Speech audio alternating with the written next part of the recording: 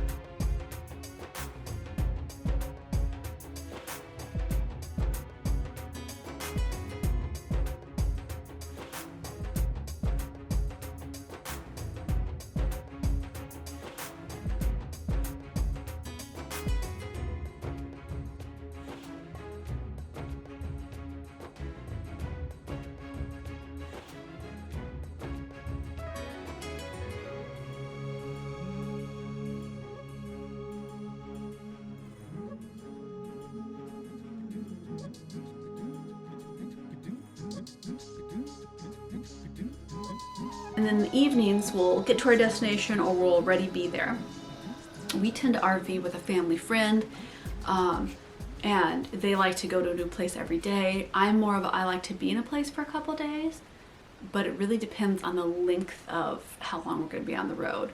You know, we aren't full-timers. We aren't there full time of the year, and so it's a little bit different. But you do want to think about how long are you at each destination, for kind of what your day is going to look like. For us, evening time is family time. It's dinner, it's chatting, it's watching a movie. It's really important to just have that family time like you would have anywhere else, because the van or the RV is your home, and you want to have that home family time. And then once the kiddos are asleep, I frequently will stay up when I'm on the road, and I'll get some editing done. I'll do some uploads, things like that needs to get done. And in the hecticness and small space of a van or RV, it's really hard to do when kids are around, when they're really little and underfoot. So I just wait until they fall asleep, and then I can be gargoyle to my laptop going, this is how I shall find my work.